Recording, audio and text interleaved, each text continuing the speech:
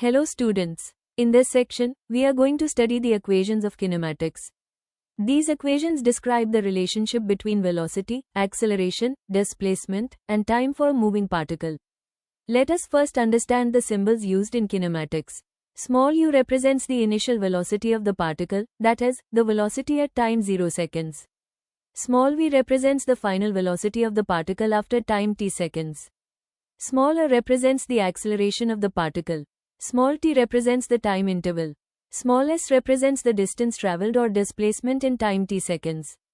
And s subscript n represents the distance traveled by the body during the nth second. Now let us discuss motion with constant acceleration. Acceleration is said to be constant when both the magnitude and the direction of acceleration remain unchanged throughout the motion. There will be one-dimensional motion if the initial velocity and acceleration are parallel or anti-parallel to each other. Parallel means both velocity and acceleration are in the same direction. Anti-parallel means velocity and acceleration are in opposite directions. Now let us study the equations of motion in scalar form. The first equation of motion states that final velocity equals initial velocity plus acceleration multiplied by time. This equation helps us find the final velocity of a moving particle after a certain time.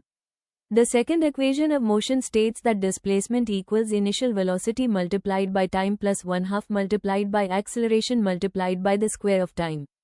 This equation is used to calculate the displacement covered in a given time interval. The third equation of motion states that the square of final velocity equals the square of initial velocity plus 2 times acceleration multiplied by displacement.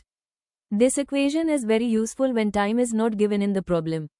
The fourth equation of motion states that displacement equals 1/2 multiplied by the sum of initial velocity and final velocity, multiplied by time. This equation is based on the concept of average velocity. The fifth equation gives the distance traveled during the nth second.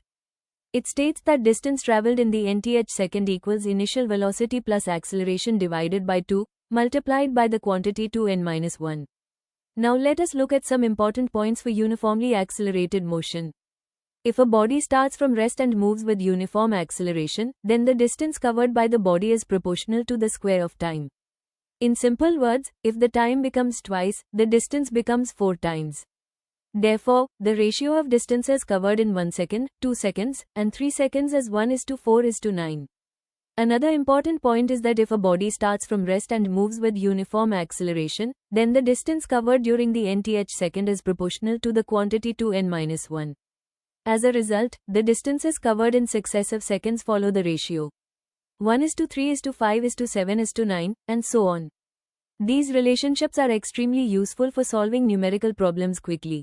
To summarize, the equations of kinematics help us relate velocity, acceleration, displacement, and time when acceleration remains constant.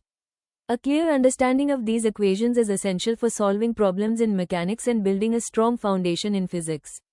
Thank you.